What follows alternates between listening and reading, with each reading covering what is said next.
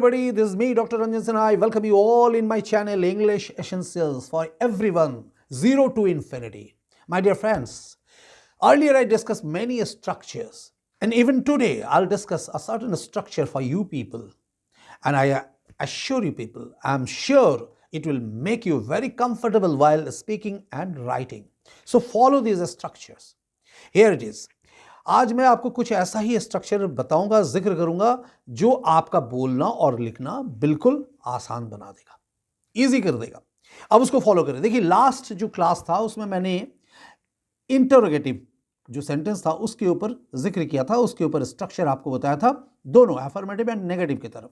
आज उन्हीं बातों को आगे लेकर चलते हैं और उस पर मैं एक विशेष चीज जोड़ता हूं.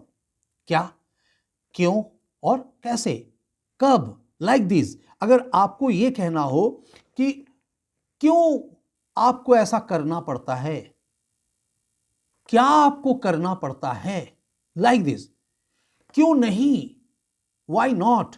तो ये जो वाई, व्हाट, अगर आपको क्यों लगाना है तो वाई, कब लगाना है तो व्हेन, क्या लगाना है तो व्हाट, कैसे लगाना है तो हाउ. आगे बात समझ में. स्ट्रक्चर वही रहेगा, यानी हैज और हैव जो पर्सन के हिसाब से हम लोग लगाते हैं, यानी थर्ड पर्सन सिंगुलर नंबर के साथ हम लोग क्या लगाएंगे, हैज, एंड रेस्ट उसके साथ हैव. तो हैज और हैव के बाद क्या आता है, वहां पर सब्जेक्ट लगाते हैं.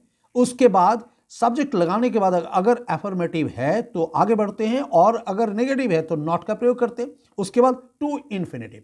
यह स्ट्रक्चर था जो लास्ट क्लास में हमने डिस्कस किया था. और यहां पर चूंकि क्यों, कब, कैसे ये एडिशनल हम लोग जोड़ने वाले हैं, तो सिंपल स्ट्रक्चर वही रहेगा. सिर्फ उसके पहले हम लोग क्या लगा देंगे, वाई, व्हाट, हाउ, व्हेन. बाकी सारी चीज वैसे ही. आगे समझ में. अब देखिए, मैं एक एग्जाम्पल आपको बता रहा हूं, एक दो चीज जो है आपको बता दे रहा हूं, और उसके जरिए मैं आपको बोलना आसान कर देता हूं. देखिए कैसे. जैसे राम को बच्चों को पढ़ाना क्यों पड़ता है. यहां मैंने क्यों कहा. राम को बच्चों को पढ़ाना पड़ता है, ऐसा नहीं. राम को बच्चों को क्यों पढ़ाना पड़ता है, वाई. तो यहां वाई जो है, वाई आपने लगा लिया. उसके बाद Ram third person singular number है तो हैज होना चाहिए पहले. Why has Ram. अब मानिए इसको हमने लगा दिया स्ट्रक्चर में, to teach the children. Clear हुआ आपके सामने. So why has Ram to teach the children. वाक्य बन गया आसान.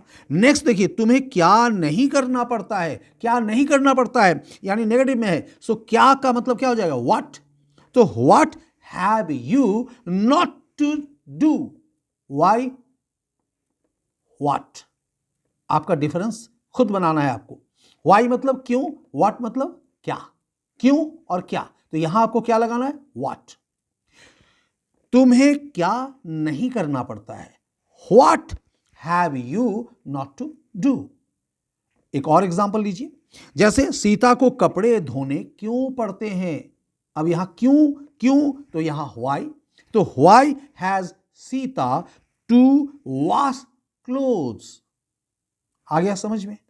मेरे ख्याल से अब इन्हीं बातों को आप रख लें सामने, और इसी के आधार पर कई और अन्य वाक्य जो है उसको आप फिट करने की कोशिश करें इन्हीं स्ट्रक्चर्स में बैठाकर, और फिर देखिए आपका बोलना और लिखना आसान होता है या नहीं. फिर मिलूंगा इसी तरीके के कुछ सिंपल सा स्ट्रक्चर लेकर आपके सामने, जहां पर आप रहिएगा, मैं रहूंगा, और मेरा ये सेगमेंट होगा, यानी English essentials for everyone, 0 to Infinity. All the best.